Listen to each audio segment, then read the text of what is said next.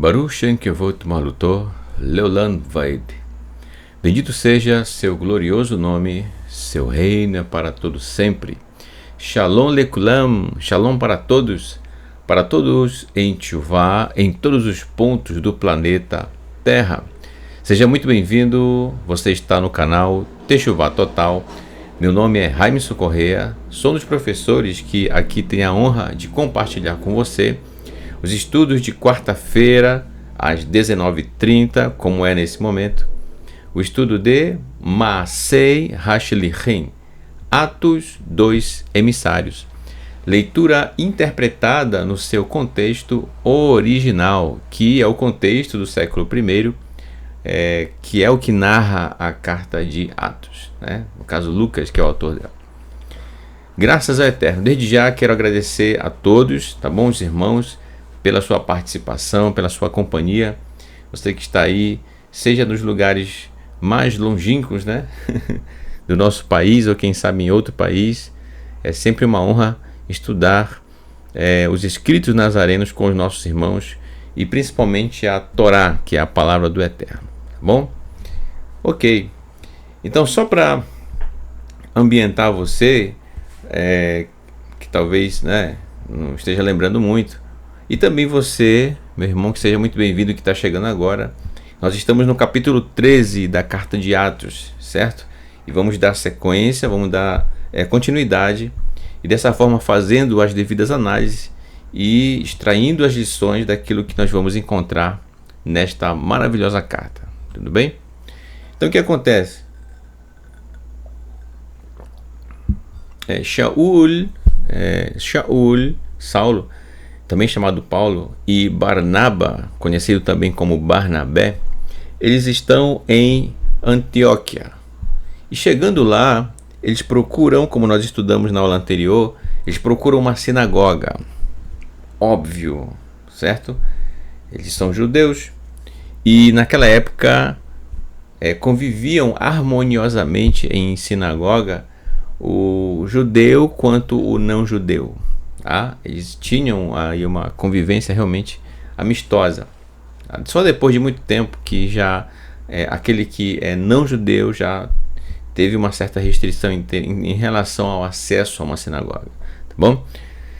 Certo? Então, chegando lá, só para relembrar você, na sinagoga, no caso, em dia de Shabat, como o próprio texto diz de Atos, do capítulo 13, depois da leitura dos profetas, depois da leitura da Torá, do estudo da Torá, então o líder daquela sinagoga envia homens até Shaul e Barnaba para saber se eles tinham alguma palavra para apresentar ali, né? Quem sabe.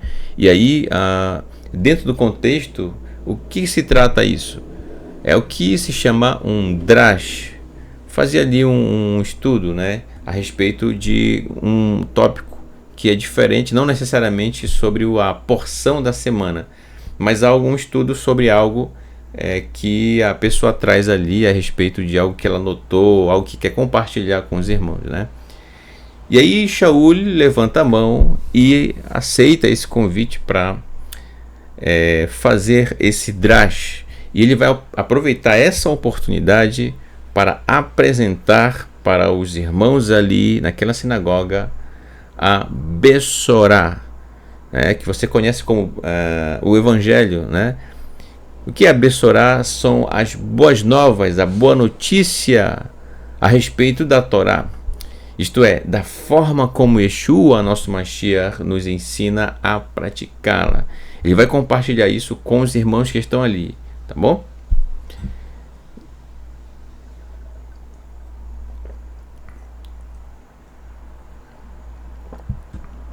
Então vamos lá. Continuando, Atos capítulo 13, verso 17. Elohei Israel, lembrando, gente, agora é Shaul falando, ele vai iniciar agora o seu drash, tá bom? Ele vai começar a falar agora. Elohei Israel, Elohei Ha'am. O Elohim de Israel, o Elohim Ha'am Hazé, deste povo, né, que é o povo de Israel, hu bahar bavoteinu vairem kerem laam biriotan gerim be'eretz mitzrayim vehu rotziam misham bizroa nituah. O Elohim de Israel, o Elohim deste povo, isto é, o Eterno, olha só, escolheu nossos pais ou nossos antepassados. Avoteino geralmente aparece assim, né? Bavoteino, tá aqui, ó, tá? Nossos pais ou nossos antepassados, você pode encontrar assim na tradução. Então, ele escolheu, o Eterno escolheu, olha só, o Eterno não foi orientado por alguém para escolher o povo de Israel. Ele escolheu, e ponto final, né? E ergueu e fez brilhar o povo, e tornaram-se estrangeiros na terra do Egito. Depois que, vamos lembrar que depois que Yosef passa a viver ali no Egito e administrar o Egito, então depois dele veio uma nova geração, veio um novo faraó que já não reconhecia a passagem de Yosef, bem como de seus irmãos, seus familiares na terra do Egito, né? Então o povo de Israel passou a ser escravizado ali no Egito. E ele, o Eterno, os tirou de lá com braço estendido, certo? Isto é, o Eterno, não, o que quer dizer? Com braço estendido, que não importa quem se opusesse ao Eterno, ele iria tirar o seu povo de lá, como realmente tirou, né? A gente tem isso registrado no Sefer Shemot, no livro de Êxodo, e está muito bem registrado, tá bom? Então olha só, eu quero que vocês todos prestem atenção aqui ao que Shaul está fazendo. Como eu havia comentado outra vez, assim como Estevão, ele diante do Sanhedrin, ele começa a fazer a sua apresentação a respeito do assunto que queria tratar ali em sua defesa. Como ele faz isso começando pela história de Israel. Ele vai buscar na história para mostrar que na essência da história do povo de Israel está ligado ou está conectado com aquilo que ele vai apresentar depois ou no final, entende? Da mesma forma, Shaul, ele agora no seu Drash, ele começa falando a respeito da história do povo de Israel até chegar no ponto central, que é o tópico que ele quer abordar, entende? Então ele vai fazer esse link, essa conexão, a história do povo de Israel com aquilo que ele quer apresentar, portanto, a respeito da Bessorá, ok? Então vamos aí, passo a passo. Vaisá otam, e aqui não tem as 4 consoantes, né, do nome do Eterno, e nem expressões que simbolizam, que fazem referência a ele. Contudo, o contexto do verso 18, nos versículos imediatos, né, o 17, o 16 e o 19, que é o posterior ao 18, remetem realmente ao Eterno, tá? Por isso que eu coloquei entre colchete aqui, ó. Não aparece nesse texto, porém está se referindo ao Eterno. Então vou ler. E o Eterno os carregou otam, olha só, o Eterno os carregou, vairalen,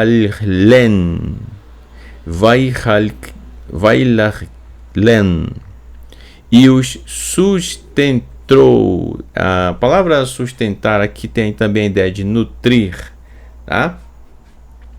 Arbaim Shana Bamidbar, por 40 anos no deserto.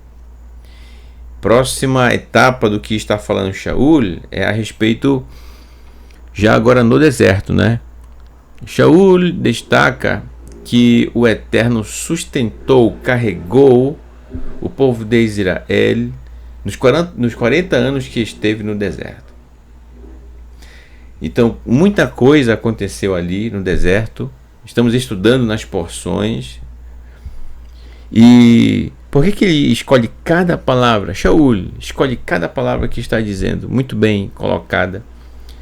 Porque isso vai ajudar ele mais adiante, no que ele vai apresentar, sabendo que a base da lembrança da história do povo de Israel já foi anunciada ali, já foi dita. Então todo mundo está lembrando de tudo que Shaul está falando a respeito da história do povo de Israel. E aí quando chegar no ponto central do que ele quer dizer, aí sim ele terá um maior alcance em relação à compreensão dos irmãos ali do momento a respeito do que ele quer dizer, tá bom? Então o Eterno os nutriu, sustentou por 40 anos no deserto. Lembra o mam, tá certo? O maná, que o Eterno enviava todos os dias para o povo de Israel se alimentar. Já um dia anterior ao Shabat, o Eterno enviava porção dobrada para que as pessoas não precisassem sair no dia de Shabat para recolher o mam, entende? Então o Eterno sustentou de várias formas. Além disso, a nuvem que cobria o povo de Israel no deserto, proporcionando-lhe sombra, e à noite a nuvem como chama de fogo, aquecendo o povo de Israel devido às baixíssimas temperaturas no deserto, né? Pela pouca quantidade de água que tem, tá certo?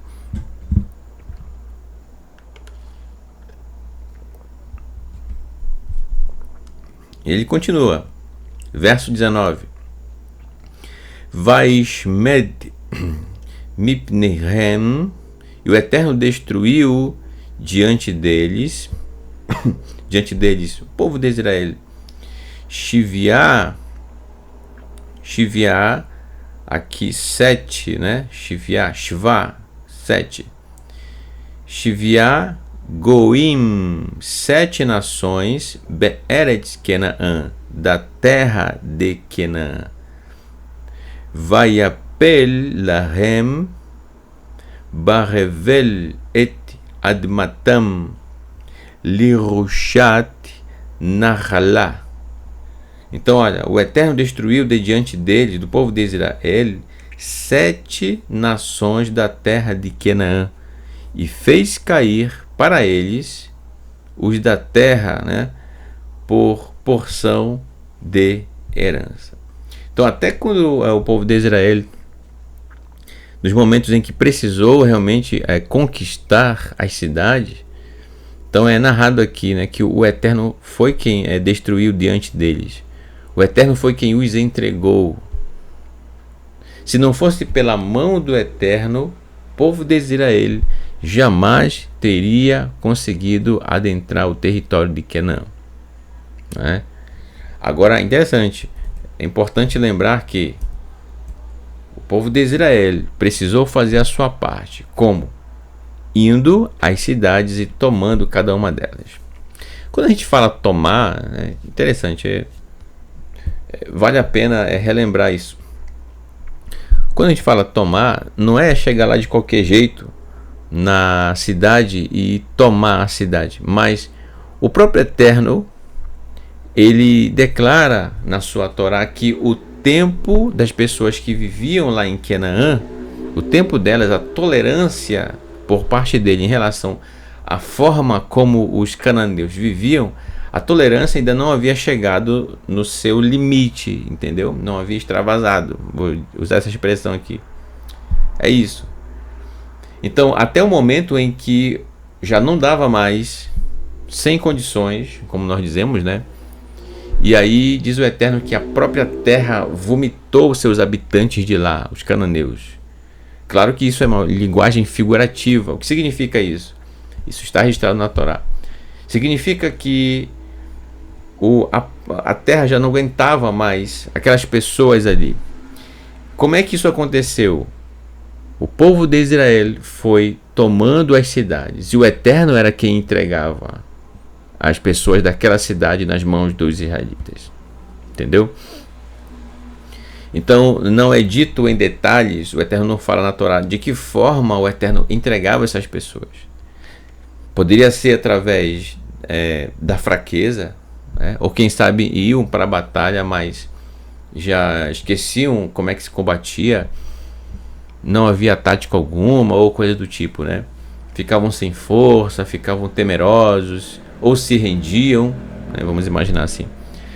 Mas a questão é, temos certeza, porque está registrado na Torá, o Eterno é quem iria entregar nas mãos de Israel seus inimigos. Tá?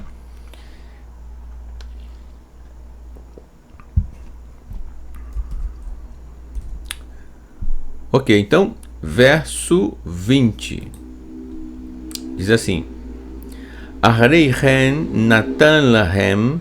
Depois, Shaul vai contando a história do povo de Israel, né? Claro, ele está pegando os pontos principais, segundo ele. Depois, deu para eles, olha só, Shoftim, juízes, Leshaftat, para julgarem, que Arba'a Meod, por 450 anos, Varamishin Shana Ad Shemuel Hanavi. Então, depois deu para eles juízes para julgarem por 450 anos, até o profeta Samuel. O Eterno providenciando sempre, olha só, o que o povo de Israel necessitava, tá? Além disso, os juízes foram estabelecidos, Shoftim, para auxiliar o povo de Israel a respeito da conduta e tudo que precisava ser julgado ali, tá bom? Moshe sozinho já não dava mais conta de conduzir o povo de Israel, era muito trabalho, eram muitas pessoas. Por isso o Eterno levantou Shoftim, juízes, né, para ajudar Moshe. Verso 21. Beyamav sha'alu lemilor aleichem Meler. Naquele tempo pediram que reinasse sobre eles um rei, Meler. Ve ha-Elohim, e Elohim, ou Elohim, Natan lahem, deu ou presenteou para eles Et Shaul, olha quem está aqui, olha. Presenteou para eles, para o povo de Israel, que tanto queria um rei, sabendo que o Eterno é que é rei sobre o povo de Israel. Mas Israel, nessa época, queria parecer com as outras nações, ter um rei, né? E Elohim deu para eles Shaul, que você conhece como Saul. Acho que está assim na sua versão em português, né? Olha só, gente, Shaul é o mesmo nome de Shaul, o Rachaliah, o emissário, que a gente já conhece bastante aqui, né? Lemos bastante a respeito dele. Olha só, Shaul é o mesmo nome, né? Shaul, desejado. Bom, mas eu não sei por que diferenciaram Shaul, o rei, o primeiro rei de Israel, com Shaul, que era Shaliach, né? Emissário. Olha só, é o mesmo nome. Shaul, filho de Kish, ben Kish, aqui ó, ben Kish, Ish, Yemni lemelech aleichem arba'in shana, homem da tribo de Benjamim, por rei sobre eles 40 anos. Então, reinou Shaul sobre os filhos de Israel por esse tempo, 40 anos. Aqui uma ilustração, né, de Shaul em seu trono, pensando no que iria fazer a seguir, né, do que tinha feito.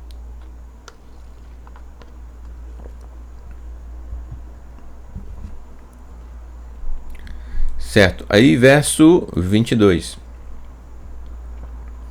Ve'arei Hasiru, e depois de Elohim afastá-lo, Otô, Mimelor, do reinado, Hakim levantou levantou David, Lemeler Alehem, por rei sobre eles, Asher Amar, que disse Alav, que disse a respeito dele, Vayadenu Metzati, olha só, veio a menu, e nós testemunhamos. Matzati, encontrei et Davi, em David, Ben Ishai, filho de Ishai, olha só, Ish, um homem que leva-vi conforme o meu coração, olha só, conforme o meu coração, Asher, que kol hefzi, que todos os meus anseios, e ashlim, plenificará. Olha só, então o Eterno vê no coração de David uma pessoa diferente, uma pessoa com um coração enorme e que confiava no Eterno sempre, nunca duvidou do Eterno, né? E o Eterno sabia que David jamais abandonaria o Eterno. Por isso, olha só, conforme Shaul está se referindo aqui, né? E que o Eterno falou de David, e que todos os meus anseios plenificará. Como assim anseios? Os desejos do Eterno. E o que é plenificar os desejos do Eterno? Ele completará, terminará, certo? David. Mas como, irmão Raimes? Porque David já morreu, como é que ele vai planificar os desejos do Eterno se ele já morreu? Calma. Então, lembre-se, essa característica marcante de David, isso é muito importante nós observarmos, porque esse caráter vai acontecer mais adiante com seus descendentes, tá? Que vão ter um destaque dentre o povo de Israel. Então observa bem essa característica aqui, ó. Quando o Eterno diz que todos os anseios dele seriam plenificados, tá bom? Ok.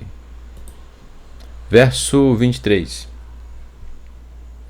Mizarro Revi Hailohim Kidvaro, de sua, no caso de David, de sua semente trouxe o Elohim, conforme sua palavra, isto é, conforme sua promessa, et Yeshua,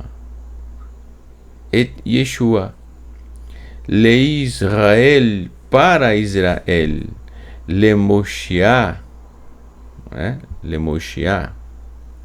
por salvação. Aqui nós temos, olha só, preste bem atenção. Vou marcar aqui para eu não esquecer. Aqui e aqui. Olha só o nome, ou melhor, a palavra que foi atribuída ao nosso mestre como nome. Aqui. Pronto. Olha só. Então, esse verso 23, eu vou levar um pouquinho mais de tempo nele, porque ele nos fala de algo que a gente tem que prestar bastante atenção, gente, tá? Quando diz aqui no início, ó, Mizarreu, nós temos aqui a palavra Zará, que é semente. Aqui eu marquei em vermelho, tá? Semente. Como assim a semente de David, o Eterno, conforme sua palavra, conforme sua promessa? Olha só, ele trouxe quem? Conforme a sua promessa, a sua palavra, Yeshua, para Israel, por salvação. Incrível, né? Então, em primeiro lugar, vamos lá. Precisamos entender isso muito bem. Quando o texto se refere à semente de David, preste bastante atenção, tá? Então, significa que o que é semente? A descendência de David, tá? A descendência, a sua semente, tá certo? Trouxe Yeshua para Israel por salvação. Então, vamos lá. Eu separei aqui uns slides especiais aí, bônus, vou dizer assim, né? Para você.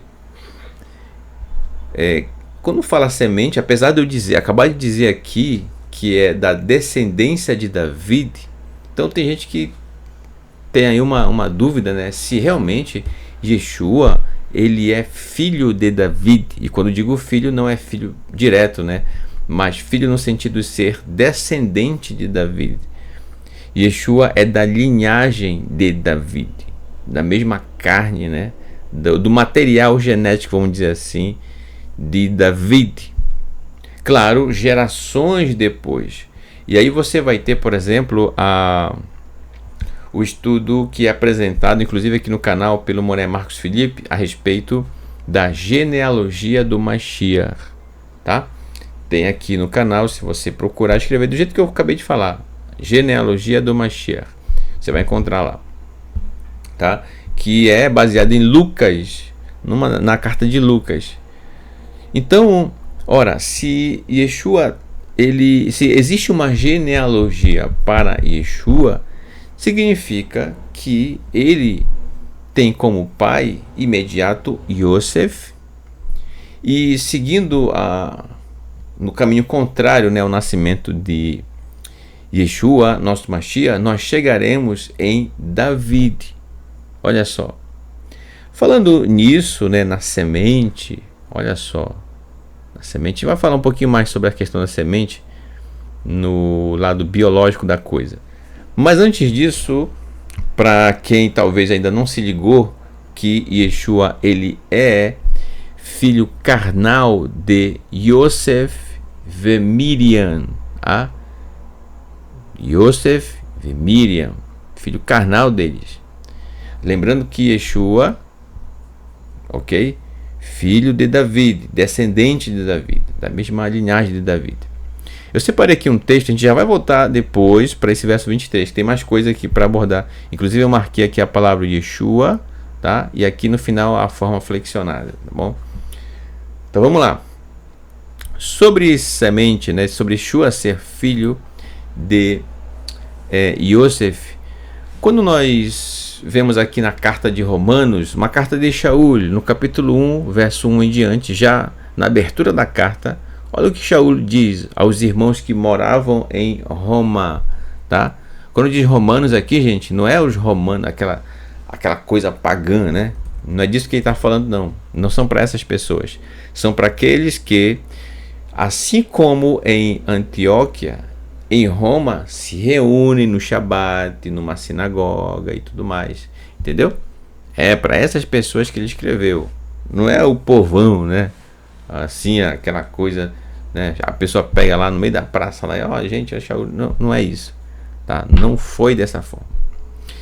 Então olha só o que Shaul fala aqui, que é muito importante. Olha, gente, eu estou utilizando aqui as cartas dos escritos nazarenos, tá? Diz assim, ó, Paulo,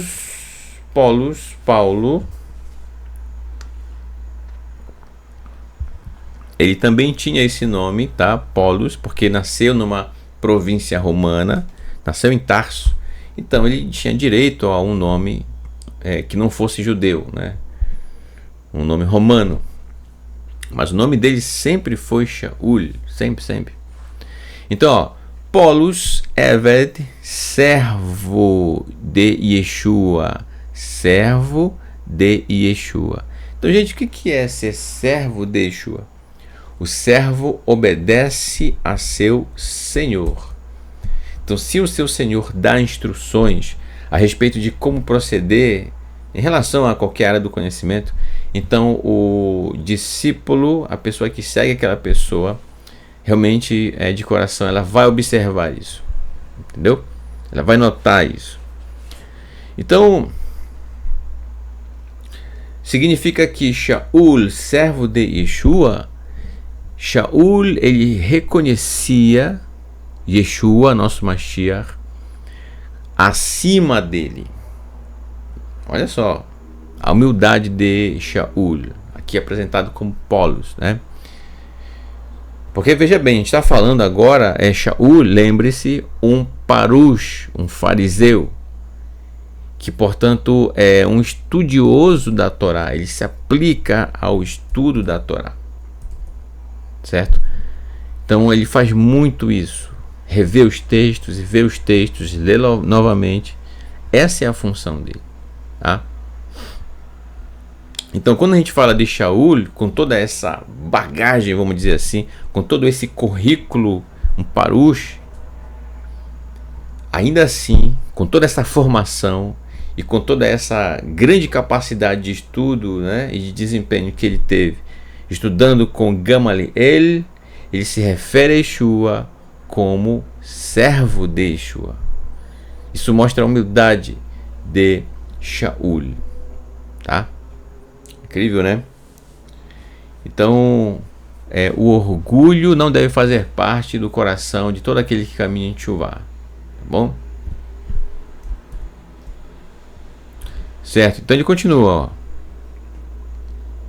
Servo de Yeshua, Hamashiach, o ungido, Shaliach, emissário, Nivihar, escolhido ou separado, o Mekudash, escolhido e separado, leva-se para anunciar, et Bishrat, para anunciar as boas novas, que vem de Bessorá, né?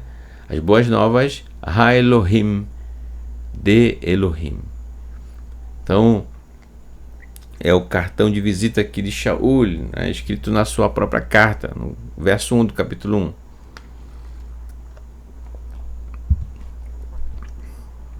Preste bem atenção, hein? Preste bem atenção que a gente está falando agora de Shaul. Preste atenção. Uma pessoa estudiosa da Torá e, obviamente, praticante dela. Olha o que ele vai dizer mais adiante. Asher, o qual, Mikeden Higid, Otá alpi neviav bekitibei hakodesh, o qual desde a antiguidade, quem o Eterno,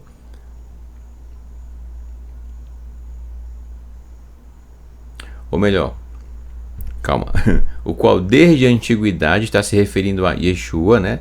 O qual desde a antiguidade foi anunciado pela boca de seus profetas, os profetas do Eterno, nas santas escrituras. Muito importante, gente, que Shaul declara aqui no verso 2, tá? Então, quer dizer que desde antigamente, desde muito tempo, Yeshua já era anunciado pela boca dos profetas do Eterno? Sim. E aí deixa eu lhe dizer uma coisa. Muita gente confunde, por exemplo, essa questão em dizer, quando a gente lê um texto que fala exatamente isso que Shaul está dizendo, tá? Que os profetas dão testemunho de Yeshua. Vamos lá, o que isso quer dizer? Algumas pessoas tentam procurar o nome da pessoa física Yeshua no Tanar, vou usar assim de forma geral, né? Torá, profetas e escritos. Elas tentam buscar de todo jeito uma concordância verbal, alguma coisa cujo texto em si se refira à pessoa de Yeshua. Calma, muita calma. O que a gente encontra no Tanar a respeito de Yeshua é totalmente ligado ao nome que foi dado a ele. É assim que se enxerga, é assim que se percebe Yeshua no Tanar. Vou repetir. Quando se procura Yeshua no Tanar, portanto vai passar pelos profetas. Como é que os profetas dão testemunho de Yeshua? Não se referindo necessariamente, explicitamente nas suas cartas, a Yeshua. Como que você percebe Yeshua então nos profetas? Ora, o que significa, deixa eu voltar aqui, ó. O que significa o nome dado a Yeshua? Tá aqui, ó. Deixa eu marcar aqui em amarelo de novo. Vou usar aqui o marca-texto, ó. Yeshua, para quem está chegando agora. Então olha só. Olha só como se escreve Yeshua em hebraico, e é em hebraico, né? Aqui, ó, Yud, Shin, Vav, Ain. Yeshua. A forma como, repara bem, a forma como essa palavra, gente, tá? É porque os nomes em hebraico são palavras do dia a dia, conforme o que marcou o nascimento daquela criança, entendeu?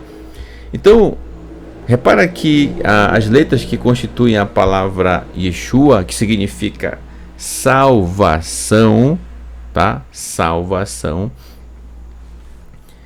É exatamente essa salvação, Yeshua, olha só, que você percebe em todas as cartas dos profetas, ou livros, né? Em todos os livros dos profetas você vai encontrar o Eterno procurando providenciar a salvação do povo de Israel.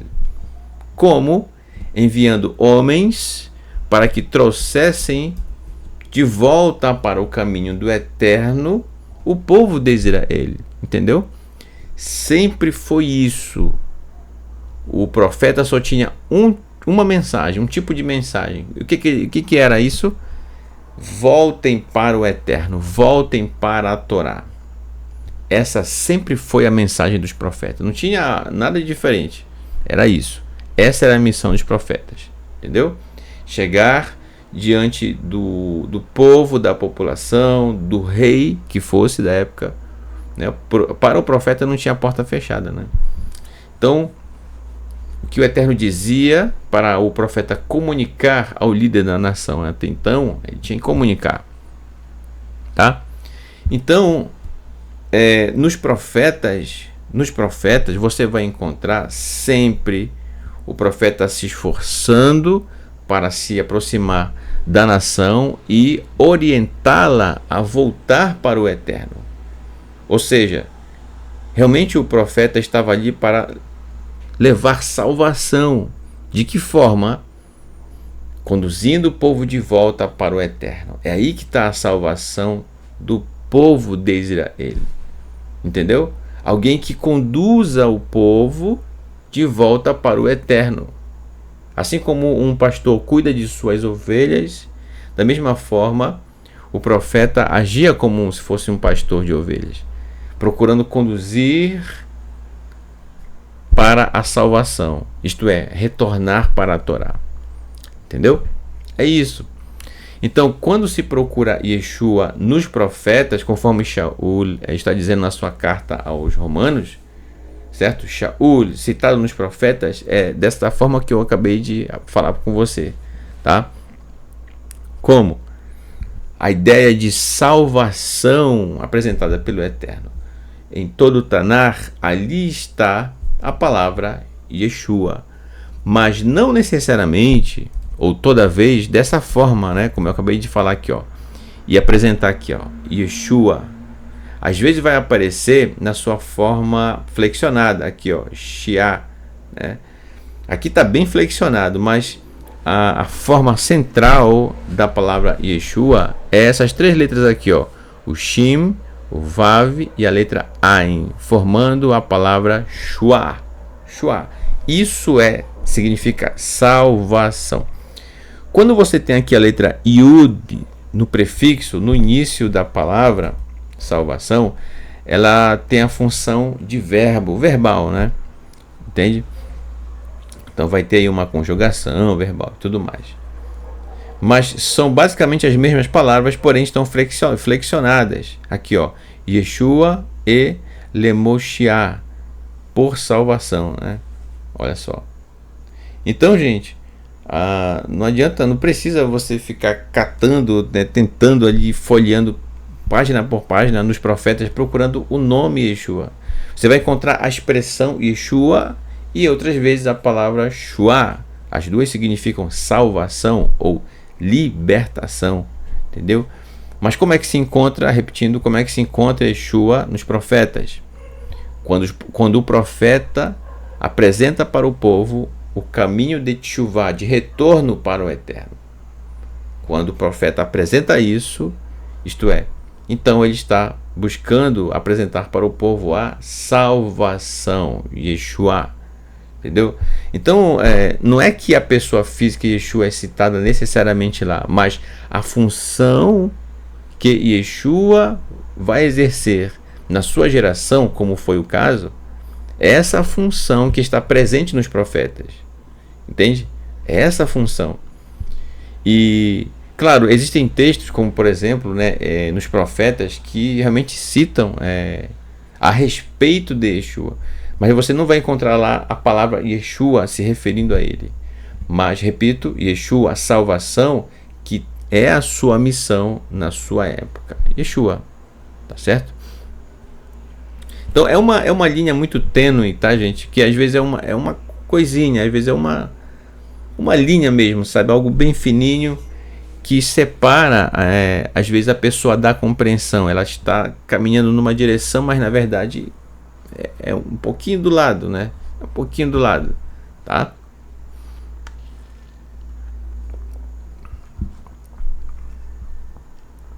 Certo? Então vamos voltar aqui pro texto que nós estávamos aqui, né? Certo? O qual Yeshua desde a antiguidade foi anunciado pela boca de seus profetas. Olha só, como eu disse, foi anunciado pela boca dos profetas a salvação do Eterno. Palavra essa que foi dada a Yeshua. Obviamente, né? Aqui Shaul está se referindo à pessoa de Yeshua mesmo, tá? E que a ele foi dada essa palavra chamada salvação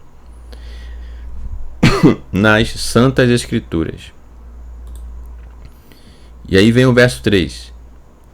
Al-Dvar, sobre a palavra, conforme foi dito, Benor Asher Yatzar, sobre o seu filho, o qual, olha só, Yatzar Mizra David, o qual veio da semente Zerá, olha aqui a palavra semente de novo, o qual veio da semente de David, Lefi Bessarro, segundo sua carne.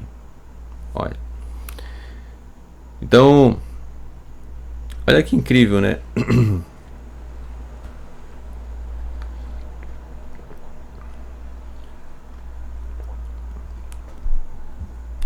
Lembra que o discurso de Shaul, no seu Drash, em que ele fala aqui, deixa eu voltar só aqui um instante, para você entender por que a gente chegou aqui.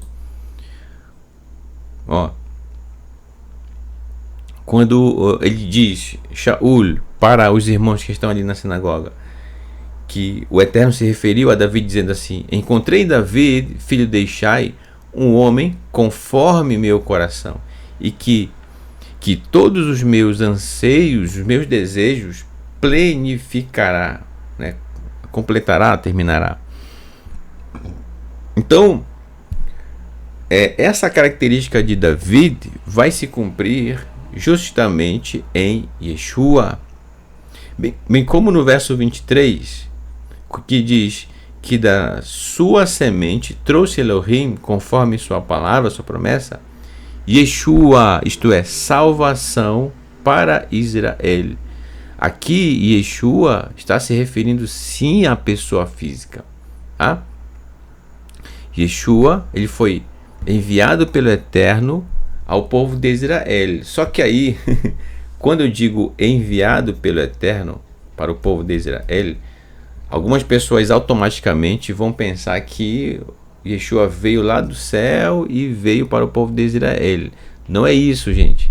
Ser enviado pelo Eterno é o Eterno separar aquela pessoa para que ela realize determinada missão.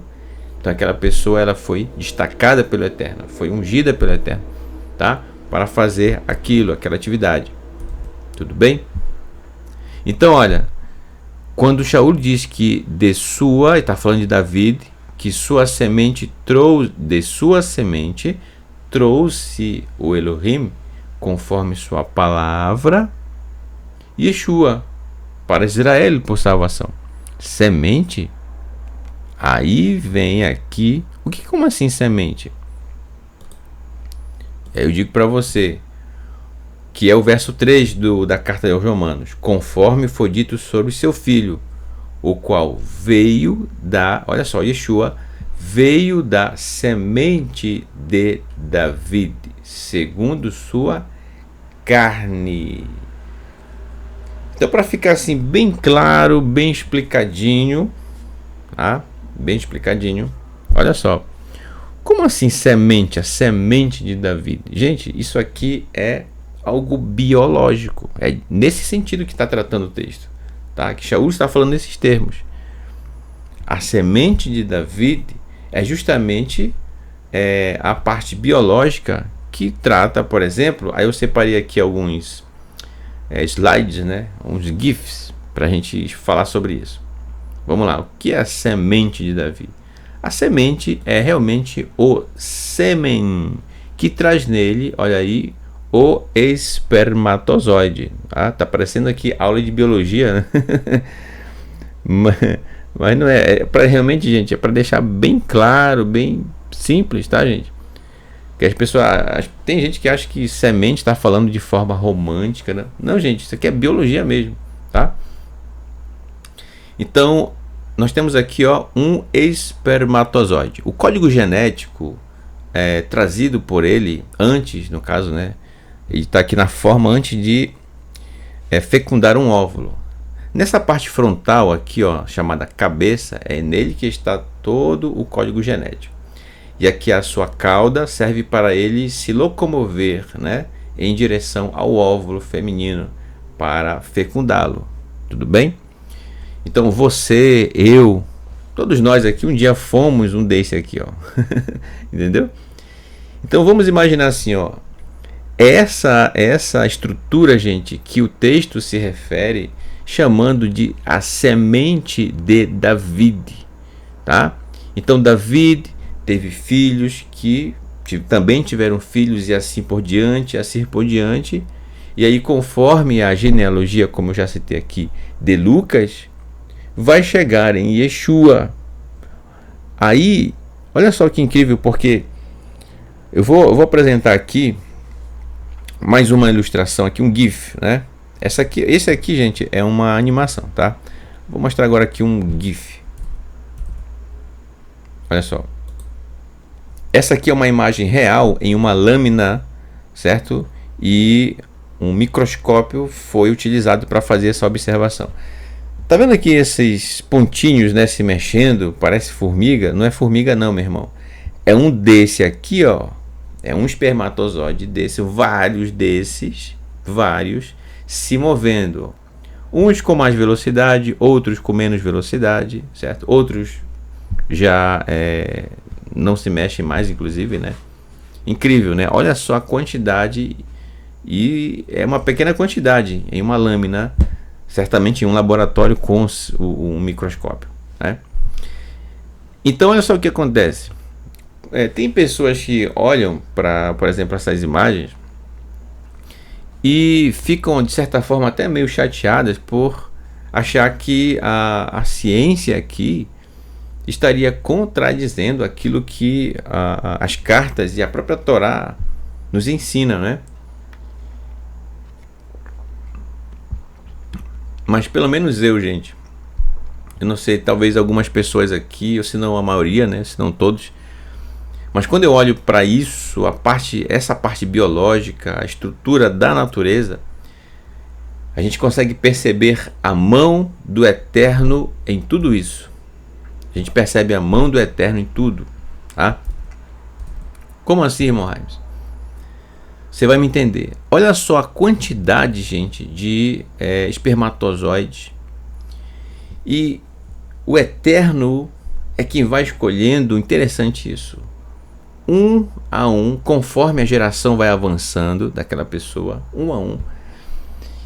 E você sabe quando quanto em média um homem, olha só, ele lança quantos espermatozoides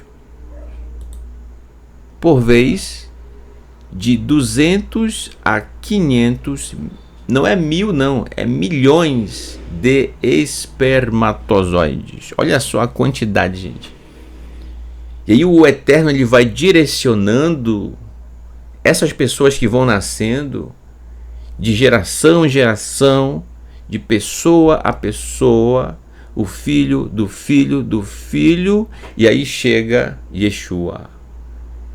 Gente, não tem como olhar para isso, isto é, para a natureza, esse aspecto da natureza aqui reprodutivo, né, que é um processo totalmente natural.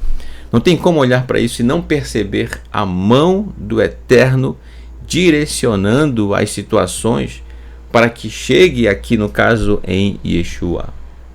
Entendeu? Então é incrível. Eu não entendo porque tem gente que fica chateado com isso, né? Como se na verdade, o que a gente tem o privilégio de poder ter essas imagens aqui, tá certo? No caso aqui eu trouxe esse GIF, coisa que há muito tempo atrás já não se tinha como você conseguir uma imagem como essa, tá certo? Então, imagina só, você está tendo diante de você o privilégio de poder ver uma imagem como essa e imaginar como o Eterno é capaz de direcionar o nascimento das pessoas até chegar, conforme a descendência dessas pessoas, em determinada pessoa, mais lá na frente, como é o caso de Yeshua. Entende? Incrível, né? Eu trouxe aqui também um outro GIF, uma outra ilustração. Olha só a quantidade, gente, de espermatozoides que, olha só, você viu? Que circundam aqui o óvulo, tentando fecundá-lo. Imagina só, né? E vamos imaginar mais adiante, no caso, Yosef, Miriam, olha só a quantidade. Yeshua sendo um desses, um no meio de tantos, né? E a mão do Eterno guiando tudo isso, aquele que seria Yeshua, Hamashiach, ungido, no meio de todos esses, né? Procurando vencer estes, vamos chamar assim, 499 milhões de espermatozoides que estavam competindo com ele. O Eterno foi direcionando Yeshua desde muito tempo. Olha só, é incrível, não tem como olhar isso e não se admirar, né? E aqui uma última ilustração para a gente ter uma ideia, uma animação, né? Então olha só o processo incrível, gente. O Eterno quem fez tudo isso. Então os espermatozoides circundam o óvulo, olha só, feminino no caso, né? E aí, uma vez entrando, né, adentrando o óvulo, fecundou o óvulo, tá certo? Incrível, olha só como é um processo maravilhoso, né? Saber, e hoje poder estudar isso, ter conhecimento de como funciona e perceber como o Eterno direcionou todo esse mecanismo para a manutenção da vida, e aqui vai ser o nascimento de uma criança futuramente, né? O espermatozoide fecundou o óvulo, pronto, aqui ó, pronto, e aí vem uma futura criancinha, né? Uma pessoa que nascerá mais tarde. Tudo isso muito incrível, tá? Então você entende, meu irmão, quando o texto se refere à semente de David, é justamente o sêmen dele, portanto as suas futuras gerações, até chegar inclusive a Yeshua. Maravilhoso, né? Então, conforme Shaul afirma, ele é testemunha disso, segundo a carne. Aqui, ó, olha o texto. O qual veio da semente de David, segundo sua carne. Tá? Então, não tem. Yeshua não veio do céu. Ele é da semente de David. Tá? De geração em gerações até chegar em Yeshua. Tá bom? Então, quando Shaul está fazendo esse drash, ele vai explicando isso de uma forma, claro, Lucas está narrando o que ele falou, Shaul falou no seu Drash. Agora, a didática, a forma como Shaul ia apresentando isso, né? Imagino que deveria ter sido algo incrível, né? Shaul falando nesses aspectos, tá? Então eu espero que tenha ficado muito bem claro, tá, meu irmão, para você, a forma como Shaul está iniciando o seu discurso para os irmãos ali, naquela sinagoga em Antioquia. Ele aceitou o convite para fazer um drash e ele vai falar sobre a Bessorá. Ele está preparando o terreno, no sentido da mente das pessoas, né, e o coração também, preparando o terreno para tocar no tópico da Bessorá, que é a Torá da forma como Yeshua nos ensina a praticar, né? Mas ele está falando da história do povo de Israel, já citou aqui David, sua semente, né? E que Yeshua é o descendente de David, descendente carnal de David. Eu espero que você tenha compreendido isso, tá, meu irmão? Ok, mais uma vez eu agradeço você que nos acompanhou até aqui nesse estudo. Eu só tenho a agradecer mesmo, tá? E que o Eterno abençoe você e toda a sua família, meu irmão, tá? Que não falte o seu pão de cada dia, que não falte o amor em sua vida e que as bênçãos do Eterno estejam sempre com você, meu querido, minha querida irmã, tá bom? Ok, então concluímos aqui mais um estudo e não percam amanhã nosso querido Moré, professor Renato de Prísio, ele que de lá do Rio de Janeiro, olha aí, cidade maravilhosa, irá apresentar um estudo para todos nós amanhã. Não perca, às 19h30, tá certo? Números na Torá, no programa Momento do Hebraico com o Moré Marcos Felipe, né? No programa Um Pedacinho da Torá, tá certo?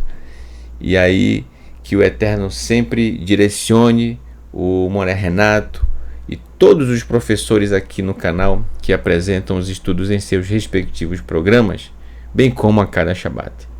Bom? Ok, então é isso, minha gente. Muito obrigado, Toda Rabá, muito obrigado, Shavua Tov, uma boa semana. Vamos ficar aqui com uma música. Vamos cantar uma música. Vamos aqui de Terlim 67. Olha só, né? Quando o salmista fala que as nações conheçam a salvação do Eterno. Olha só. Então, vamos ficar com esse Terlim, cante juntamente conosco, tá certo? Você que tem aí o seu violão, o seu teclado, acompanhe junto. Tem aí os acordes que eu faço, né? E aí você pode tocar junto com a gente, tá certo? Se você não tem um pandeirinho aí, tem uma meia-lua, serve, um apito, um apito, tá bom. Vamos lá, Terlim 67, tá bom? Laila Tov, boa noite, Shavua Tov, uma boa semana, Lehitraot, até logo.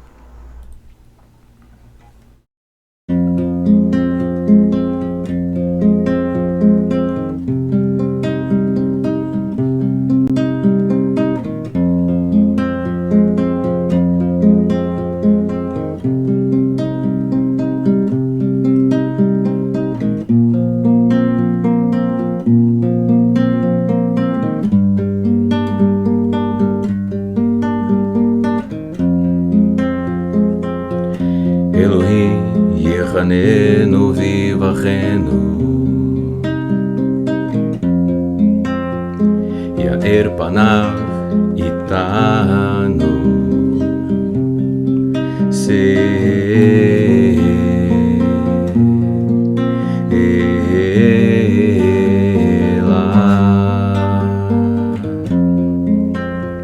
וידעת בחסדן ככה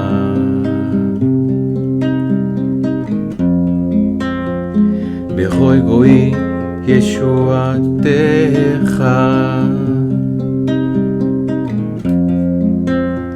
יודו חכמים אלוהים,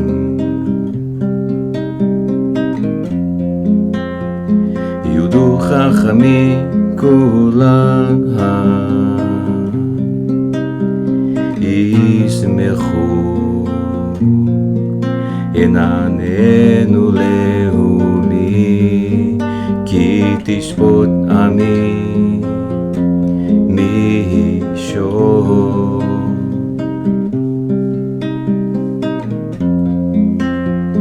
ולאומים בארץ דנכם